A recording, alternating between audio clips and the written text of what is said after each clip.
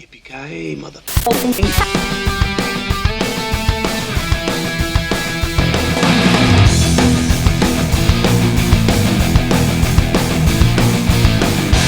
Welcome to our Die Hard tribute show. So basically, we're gonna have a recap on all 4 Die Hard movies. I was like, 4?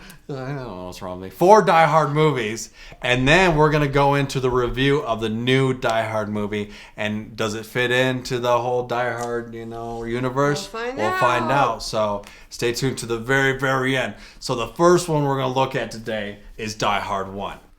So in my opinion, Die Hard 1 is the best of all the movies.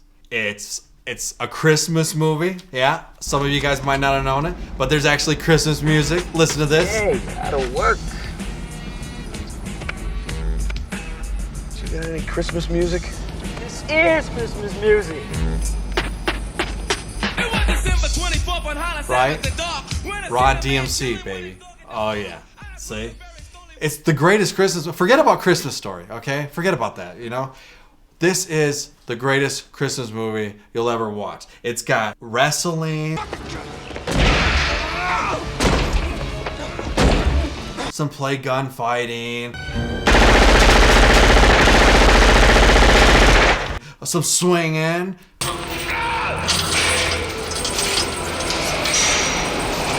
There's even like romance or bromance.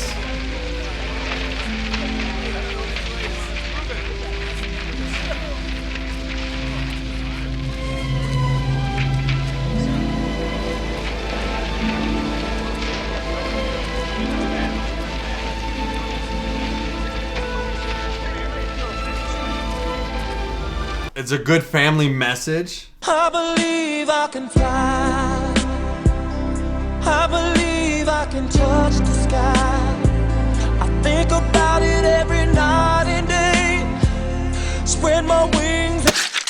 This movie is basically a cop from New York named John McClane goes to California to go to a Christmas party. His maybe soon to be ex-wife, I don't know, they're having some problems. But during this Christmas party, it actually gets taken over by Snape from Harry Potter and Steve Urkel. So, and a bunch of other guys. It gets crazy, there's a lot of gunfighting, and it's just an amazing, amazing good time. One of the best action movies, in my opinion, ever made. When I first seen Die Hard, though, for the first time, I was just like, is that the guy from Moonlighting? Like, is he trying to be an action star? Like, it was totally threw me off. We're ahead. You're kidding. The two of us? Together? Like Ray Milland and Rosie Greer in that awful movie? $2,035.76 in the black. Gosh, sis, does that mean we can save the farm and get Mom the heart operation she needs? But then he did this. And this. And this. And this.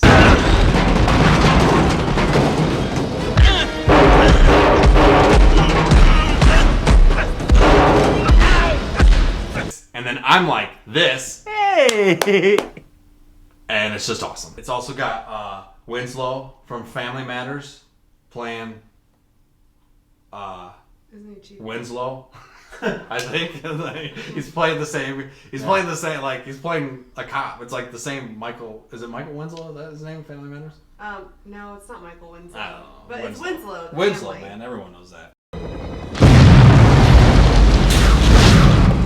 And this takes us to Die Hard number 2, which is set in the airport. And you've got hostages or terrorists and guns and all sorts of crazy shenanigans. And I mean, you learn it follows the same thing like in number 1 in that sense. But the first thing you learn in this movie is that you can actually exercise in the nude. So between all the Die Hards, there's actually a very big debate between 2 and number 4, which is worse. And coin toss says number 2 is the worst. Oh, and guess what? We have Winslow again from Family Matters. It's a family event. It's a family movie. So that takes us to Die Hard 3. Now this movie is just plain out fun. This movie is awesome. So you have like a hungover John McClane the whole time. You have 40 ounces to the face. You have Samuel Jackson playing a guy named Jesus. Jesus, I'm sorry you got involved. Why you keep calling me Jesus? I look Puerto Rican to you. Guy back there called you Jesus. He didn't say Jesus. He said, hey, Zeus. My name is Zeus. And you have Jeremy Irons, who plays Hans's brother. Hans is the bad guy from the first one. His brother coming back to get revenge. So, and if you don't know who Jeremy Irons is, he played Scar, who he also had a brother, and he's got a lot of brother issues, so I don't know what's going on there. But so the story for this one is pretty simple. Hans's brother wants revenge, or he makes us think that he wants revenge, but it's really about the money, because it's always about the money. And he sends Samuel Jackson and Bruce Willis on a wild goose chase through the city, solving puzzles and clues and stuff. But in the end, it's the same result. But it's an awesome movie, and I love it. The problem with this movie right here is the awesome dialogue scenes to watch. All calls will be coming through this switchboard. And I'm gonna marry Donald Trump. Balls, what's going on? Why did everybody tear out of here? Walter, the kids may be fine, but you wait much longer and I'm gonna pee in my pants. And this kind of keeps it from taking the number one spot. But all in all, it's a really, really awesome movie. We have number 4. Did you like number 4? I did like number 4. Okay. Well, I really like number 4. A lot of people don't like it. I think it's better than number 2. That's for sure. It's got, and one of the best things about number 4 is this. Oh, a cop. I'm sorry. Thank you very much. Why'd you bring a cop into my command center? Command center. It's a basement. It's a command center. Don't help it, McClane. That's right. Kevin Smith is in it. And it's a little part, but it's awesome, and I'm a big Kevin Smith fan, so it was great to see him in that. It also has Justin Long, which I thought one of his better performances, amazingly enough. I mean, it's fun. It's same premise, terrorism, but it's cyber terrorism, and they're threatening to shut down this, that, and the other, and it's got Maggie Q in it. Yep. And she's kicking butt in it, and John McClane. You got Bruce Willis, and he's still like just awesome in this movie. And he's still kicking butt, and he's still like his age isn't showing. And I have a lot of people who don't like this movie. But I love it. I think the Die Hard whole series and all is a great series, but we'll see about the next one. So. Yeah, this one, this is stopping at 2007, and here we are in 2013, so that's a little recap of Die Hard 1, 2, 3, 4. So now we need to go see this new Die Hard and see if it fits in with all the other Die Hard movies. Is it a good movie? I don't know. there's a lot of hype to this. Come on, let's go see it. Welcome to Media Glitch, man. It's been a long time since we shot an episode, but we've been, the holidays and everything going on. Joan was doing this pageant stuff. He was doing some family stuff. I was finishing a movie as well, so things are crazy, but we're back for what? What are we back for? I'm so excited. We are back for Die Hard 5, which is like, I think it's called Die Hard 5. It's Die Hard. A good day to die. Good to Die Hard. Yes. So, we all went and seen it. I'm here with, of course, Joan Gallegos. as usual, and Malik Daniels. And we also have a special guest, and I'll introduce her in a second. But first of all, this movie was directed by John Moore, right? Who also did The Omen. That was a pain to watch, right? Max Payne.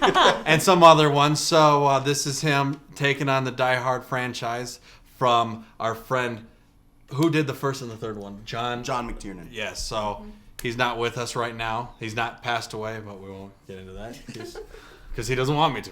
Maybe we will. I don't know. So anyway, and then our special guest today is Breaking Bad Ashley. That's what I call her. I call her that. We work together now, but before that, she worked on Breaking Bad, a little show that has taken off A little bit. So we brought her in to just look at the film like through the eye of the lens, like how does it look cinematically, the lighting and all that stuff. So I'm gonna actually have her start and just tell us. She's never seen a Die Hard movie, which is awesome. So she's coming in. Die Hard 5 Is it shot well? Does it look good? Tell these people. Yes, it's shot very well. There are some handheld moments that are a little too shaky for me. I preferred it to be, well, you know, I don't want to give all of it away. But there's a great scene in the beginning that has a lot of closed shutter angles, so it makes it really sharp and fast, and you can almost see every single detail that's happening around you. But there's also a lot of high frame rate stuff that they do that's very clean. There is a whole entire set and scene where they use lens flares through the whole thing. It's a little much. I love lens flares, okay? Big fan of lens flares. Love it. But it's a little much, okay? They could have cut back on that just a little bit. But it was done really well. Like, I enjoyed the film. It was shot well. It was done well. Was it shot better than this? I've been really trying, baby, trying to hold back this feeling for so long. And if you feel like I feel, baby. Yes? Yeah? Okay. Sorry, dude. Okay. That's the best material. You want, I'd be honest. I'm giving it to you. So you like the movie? I like the movie. Okay. I like the movie. Okay. Action scenes are like phenomenal. Some of the best I've ever seen. Cool. All right. So, now, Malik, I brought, he's reviewing with us now, and I wanted to, what about story? What did you think? I mean, you've seen all the Die Hard movies. What do you think about Die Hard number 5? I've seen all the Die Hards, and I have to say that this is probably the least Die Hard of the films and the worst of the series. For instance, this is not the John McClane that I grew up with. This John McClane doesn't care about people's safety, doesn't care about the masses. I mean, he's just destroying cars left and right, and it's more like Liam Neeson in Taken than like the John McClane from the first 4. Even I'll even say Live Free or Die Hard actually fits canon more than A Good Day to Die Hard. Mm-hmm. Story-wise, twists that were predictable, and I mean, John McClane is barely there. He didn't really feel like he was that important. A relationship that wasn't fully developed. It was. I read that it was the first Die Hard written for Die Hard, and it shows that it was like made by a fan. I mean, like, this is as bad as T3. That bad, huh? That bad. Fans, what are you thinking? Oh man, it was this. You said pain was hard to watch. This was painful to watch for me. Good God, Bruce Willis. I was so excited to see Bruce Willis come back. Like, I am a big fan of Bruce Willis. Great actor. Really, I was really pumped for it. Huge letdown. He, was like, Reed just kept saying, "I'm on vacation." That's what he kept freaking saying the whole time. There was like 7. And I'm like, are you kidding me? Yeah. And yeah, the twists really were predictable. I was like, I even whispered, I'm like, that's gonna happen. And I knew, it was horrible. But if you like things to blow up, people shooting, all that action-packed brouhaha, you'll enjoy that. I mean, the effects, I think, are cool. I think it's really neat in that respect. Acting, horrible. Storyline, horrible. I just like the cars, but it was painful to see the cars crashed into each other because I flinched during those scenes. Which is really the coolest scene of the movie. By far. Hands so down. I'm gonna chime in a little bit. Everyone's kind of just hating the movie. Well, you like the movie. This is what I will say. I am in total agreement with Malik. It is not a Die Hard movie. No. It is, but it's not a bad movie. Like, if you were to go see, hey, you want to go see this Bruce Willis action flick? No. It's not a bad movie. It's like, okay, yes, plot points are predictable and everything's going on. That's a big word for me. I'm sorry. Predictable. But man, that car scene was worth me for my ticket. I was seeing some crazy stuff going on. And I will say that all the jokes fall flat. Yeah. But the other thing it suffers from is there is no, how do you say it? You have a building, you have hostages. You have in the first one, you have an airplane, you have passengers, and people in the airport. So there's always this element of danger, and you have to protect these people. There's none of that here. See, and that's what I was talking about. In the other movies, he's always been. Especially in the second one, when that plane crashes, that's 230 people that he feels responsible for. He's run over and crashed tons of cars and sent people into all kinds of accidents. Hey, sorry, ma'am. Exactly. He just doesn't care. Literally, who is this guy? Cops. Why are there no cops here? And I heard that and I was like, yeah, it's an excellent point. You would think after 15 minutes of destroying this many city blocks, someone would There show was up. one that pulled up right At the end, and At they the got end, shot. but it had nothing. He got shot, yeah. So. Like there was That didn't no really work police. out. What like does? But does I think Moscow have if you nothing? took Die Hard out of the title out of the movie, it would be an okay action flick. It's an action flick. It's an All okay the way. action Action flick. flick, It yeah. suffers from the like Crystal Skull, you know. Okay, like- all right. Here's the thing. Are we talking Literally, about what that? it should have been was Live Free or Die Hard. Live Free or Die Hard was the father-son relationship with him and Justin Long. And since you had already done that in that movie, you can't do it in Good Day to Die Hard. So it's more like his son is like the best friend rookie cop type, and you're playing that, and it's not really a family dynamic you're interested in. Yeah. Like Samuel Jackson was a way better sidekick than the son was. Yeah, because these two Watch were just, number these 3. two were fighting far too much to actually have a good story I didn't even know develop. he had a son. I mean, I know a little bit about the Die Hard. Yeah, well, he has a son, a daughter, Didn't and, know that. Yeah. and a wife. Always But, kind of been on but the I mean, the side. whole thing Yeah. is just, it really, It was they didn't awkward. develop that relationship in that movie. It was just so forced to have that relationship, and for them to actually try to work over their hurdles, it was just, I Like didn't blowing believe up- it. Blowing up the city. Blowing up in this I entire have to city. say the action sequences are done really well. Like the stunt design, the crashes of all the cars. Like I don't know what the budget was on this. I'm gonna look this up later.